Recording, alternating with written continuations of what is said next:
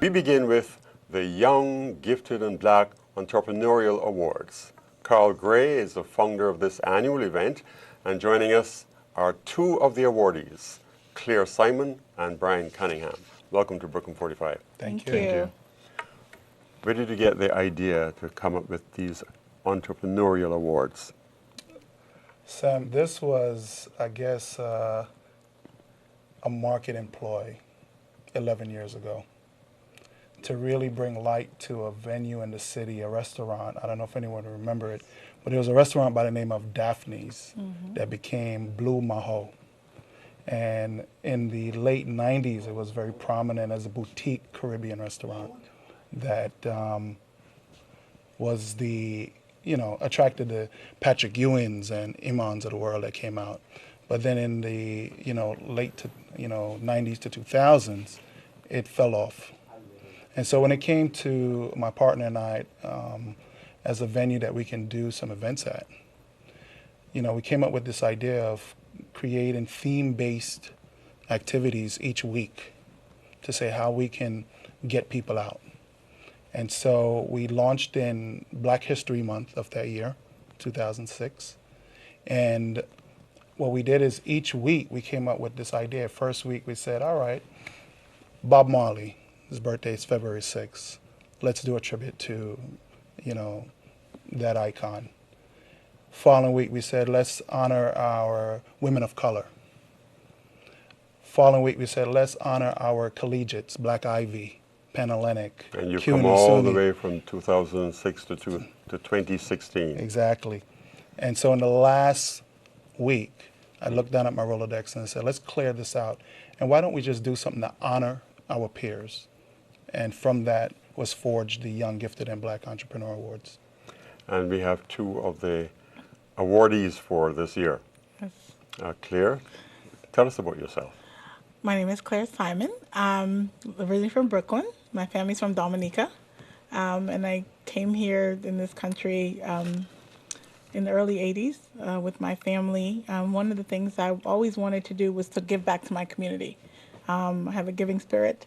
So in 2007, we founded the Young Women of Color HIV/AIDS Coalition, now the Young Women of Color Health Advocacy Coalition, to address HIV and AIDS among young women in New York City. We knew at the time there was an increasing rates of young women becoming infected, and there was not a lot of resources, information, or services for them.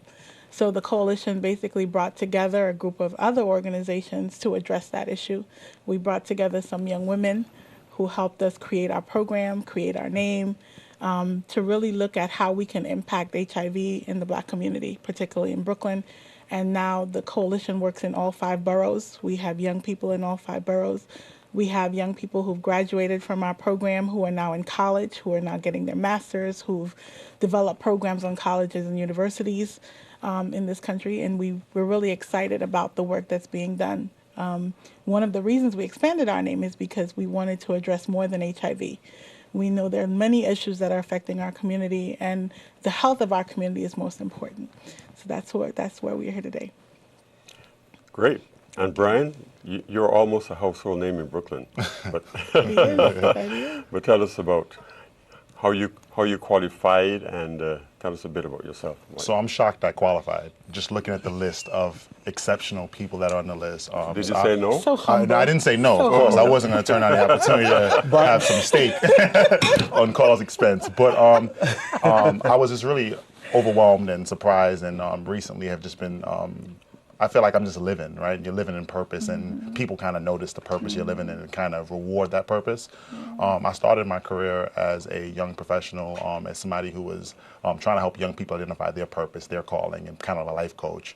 and realized that a lot of our public policies and monies that the government was spending, particularly New York City, who has a budget of $79 billion, were kind of misprioritized and wasn't really addressing the needs of young people. So I said, instead of complaining from the outside, I would go on the inside, and I started working the state legislature and worked in the city council.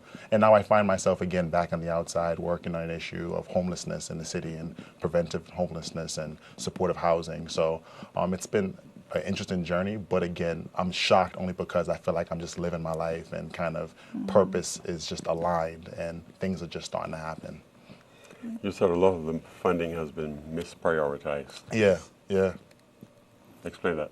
I feel like a lot of the resources that we can put into communities, particularly when you talk about youth services, we spend a lot of time talking about mass incarceration, but not talking about a lot of time of how we can put youth in internship and apprenticeship opportunities to really give them hindsight of what their future could look like in the here and now. So I think just investing more in our youth, when we invest in youth, when you invest in job creation, you see a downtick in crime. It's clear statistics that are proven over and over again. So I feel like the more as a city, as a state, and a country we do that, the better off we'll be as a result of it. You and Claire seem to be working a lot with young people. Well, young people are the fabric of our communities, right? They need our support. They need our help. We're mentors to them. I always believe, like, Brian said, there are so many resources in our city. And a lot of times the images of our young people are negative. We don't get to see the good things that they do. We don't get to hear the good things that they do. So when a young person comes through our door and we praise them, or we say, look at the work that you've done in your community. You've just done a workshop for 30 young people and they want you to come back. Or you see somebody on the train with a T-shirt from one of our events and they're like, I know you. They feel pride in that. And in pride, they begin to set goals for themselves. They begin to look at it. We've had so many times when our young people would come and the images of them on the media is not positive. The things that people are saying to them, the minute they walk on the train, people are scared of them. And they're the ones who are the leaders, within their schools, within their homes, in so many aspects of their life. So I think for us, it's really around how do we begin to support them to make them better citizens, and then they give back to the young people in order to teach them. Carl Bryan said that he was shocked, surprised that he was selected. What is the selection criteria? Really simple. It's a peer-to-peer acknowledgement. Someone in Brian's peer group has to acknowledge why Brian should be a recipient of the award.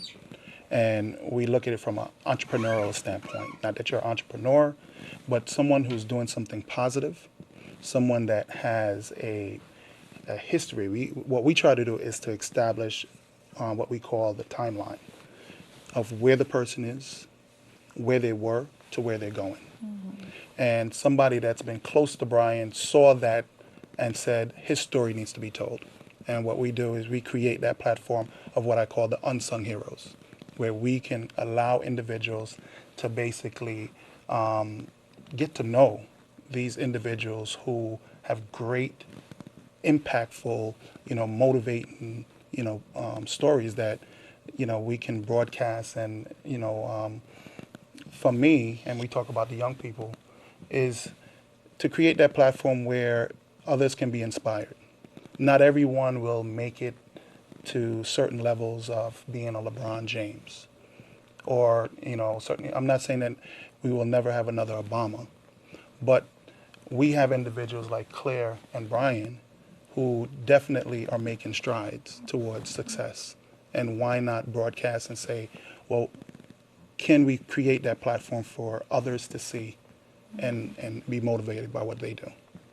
I had a conversation about a week ago with a young man who was lamenting the fact that entrepreneurship is not really encouraged. Let's speak to that as an issue, particularly in the African American community. I think a lot of our young people are taught, get a job, go to college, get a job, get a degree, work for the city, work for the state. We've all done that. Yeah, a couple times. But I think a lot of us are not taught to be entrepreneurs. We're also taught not to support each other. There are a lot of us who have businesses. Do you shop in a Black-owned business? Do you see that many Black-owned businesses? We see a lot of some images of Black-owned businesses, like you see Damon Dash from FUBU, or, very few images of people of color who own their own business, and we're taught, go the safe path, go the path of security. Having a business is not safe. How are you going to pay your bills as opposed to, getting a job and going to college? But I do believe, from what Carl said, entrepreneurship is so many different things. It's mentorship, it's giving back, it's learning, it's teaching, it's finding your skill set and giving it back to whomever it is. And we need to look at it from a broader perspective as opposed to just a shop or on the corner. To not accept failure.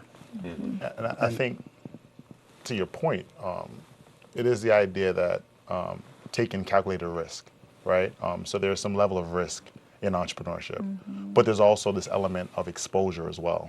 And far too often in communities like ours, young people aren't exposed to the variety of different careers and how those skill sets can be turned into businesses. So we have masterminds who are social media experts all day, every day, but haven't thought about the fact that they can be a consultant as a social media consultant, right? So trying to figure out how to turn your skill sets into opportunities and not be afraid to fail, because again, if you take some calculated risk and you kind of assess, you take a risk every day. You leave your house. That's a risk, leaving your house in the morning and getting on a train, but we do it. So I think the more we encourage those kind of ideas, like you said, just not pipelining them into the traditional vocational settings, but really exposing them beyond is key. You're talking about calculated risks. I was listening to a report today that said 1 in 10 businesses fail. And they were saying that investors have got some decisions to make. If 1 out of 10 businesses are failing, it means that that's a real problem for those 9 investors who've invested their money. But how do you deal with the fear of failing? Well, I think you can also, I won't quote these numbers, but I think if a 1 in 10 business fails, that means there are also people being laid off from those businesses. So you could be somebody who's on the entrepreneur side to take a risk and be one of those 10 that succeed, or you could be one subjected to the outcomes of a business failing. So I think that within itself, to me, is a motivating factor to be a part of the decision-making process, and not just being subjected to. And to add on to this, I think one of the things is lack of information. And I believe a lot of information is out here for us to take hold of, but we don't do the due diligence to find out how we can work our business, find out what are the key things that need to go into building a business, and what are those building blocks, and what is available to us, whether it's to apply for your WMBE, or how to get your EIN, how to set all of these different things up, working with the business solutions that New York has, or anywhere you're at, but knowing what resources are available. And I think that's one of the big dilemmas as far as when we talk about entrepreneurship, not knowing what to do. But I think one of the upsides, as well as what Carla has done over 10 years ago, is really connecting these leaders throughout the city, so that now you have a bartering system where you can begin to network and talk and develop together and grow together and build together. So you're not out there alone, because there are people who are your peer groups who are being awarded and past recipients, and people that are bringing to these events to see some of the recipients, that now becomes your network that you can build off of. Excellent. Yes. Networking. Networking, a very big thing. Yes. Clara? Yes. How did you decide that working with HIV people and working with young ladies, how did you decide that that's the area you wanted to focus on as an entrepreneur? Wow. So I went to Wingate High School in Brooklyn. It's no longer here, but I'm a Brooklynite. And I studied, my major in high school was medical science. I've always been interested in medicine. I've always been interested in community health. And one of my first internships was at Downstate Hospital. And we started a program at Downstate called Teens Helping Each Other, which was a peer education program. And that's how I got an entree into HIV/AIDS theater, working in community, went to Morgan State, came back to New York, went to Hunter College, got my degree in community health education, and it just happened. Like you said, life just happened. So I think, all our steps are designed, and my design, that was part of it. I've always had an affinity for helping my community, for health in my community, and HIV was just one of those things. I think a lot of our programs, we talk about what is an entrepreneur. It's about leadership. It's about empowering other people. It's about supporting other people. And through our work, I think it's really been around, HIV has had a great impact on our community, particularly women of color. Like even today we were just talking, there are very few even funding streams for women of color anymore, because we've made so many strides in curbing transmission from mother to child. But we're still seeing young women becoming infected. We're still seeing young women having high rates of STDs. So folks are still not talking about health education. They're still not talking about how to take care of your body. They're still not talking about communicating with your partner. They're still not talking about prevention. And that's a challenge that we have, because I think because the statistics are showing HIV is going down in some parts of our community, the money's going with that. We lose that money, right? So for us, it's really been around, it's still an issue. It's going to be an issue. We want to make sure that young people have the information, knowledge to make sure that they're healthy and they're taking care of each other in their lives. So it was a path, maybe it's ordained by God.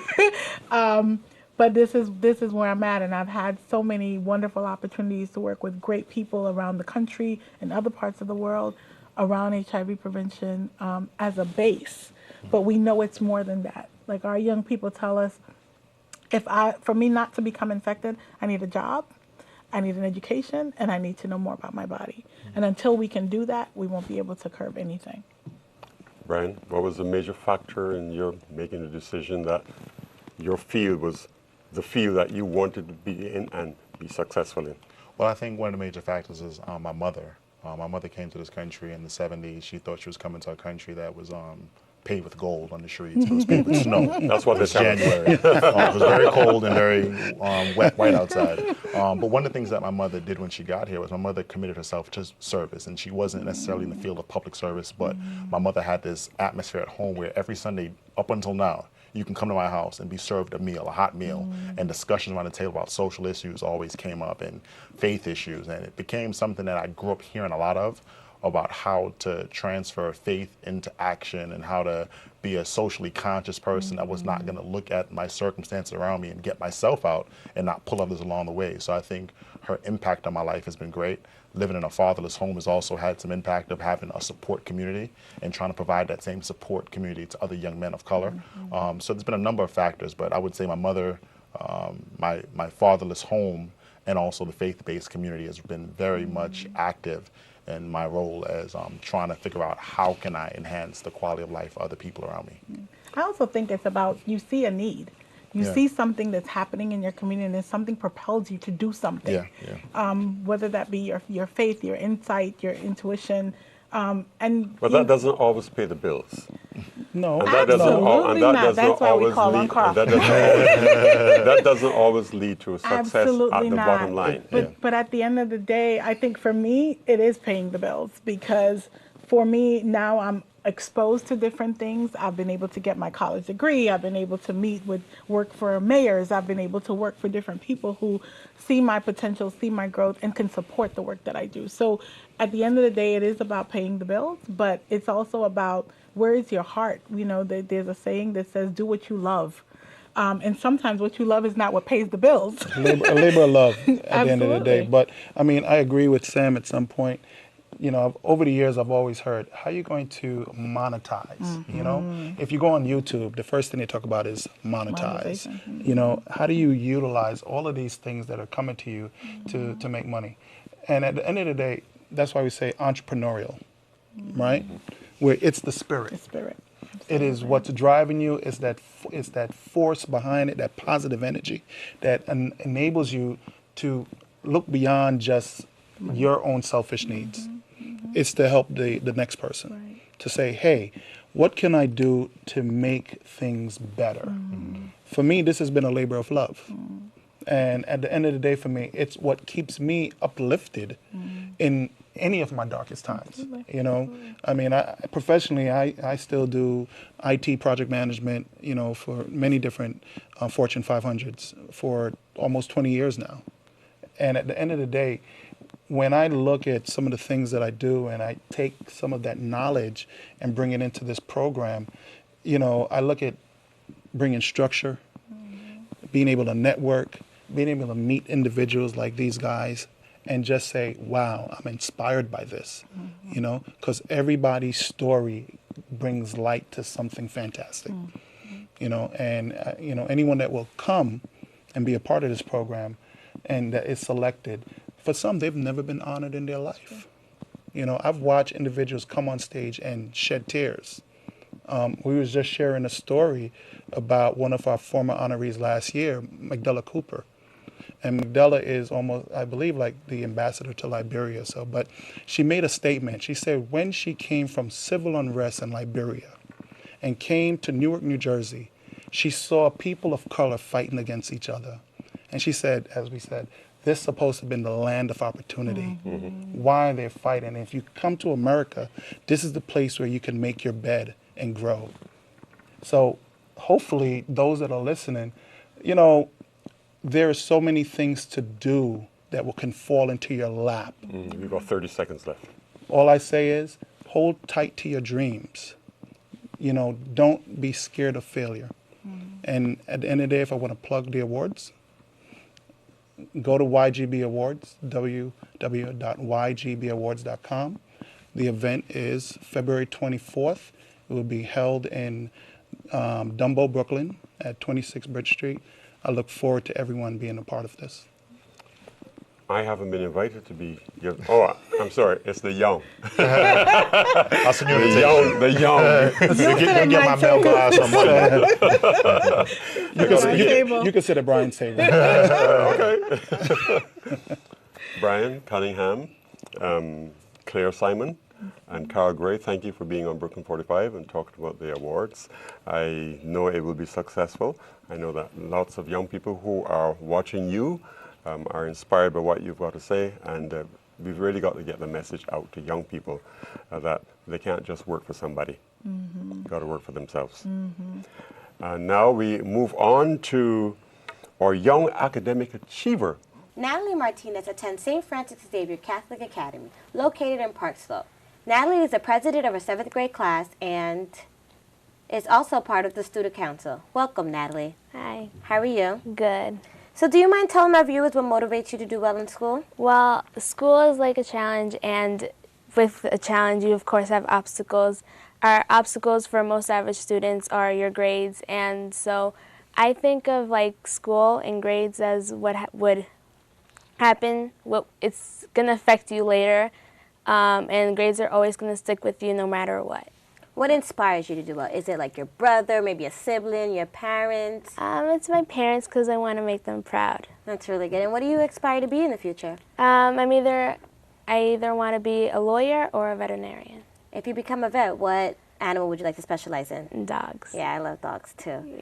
So do you mind giving any advice to students who lack motivation in doing well in school? Well, school, like I said before, think of it as like a video game or a challenge, and where your obstacle is to maintain your grades high or just to keep them average. And school is always going to be with you no matter what, and it's better to just go with it than just ignore it.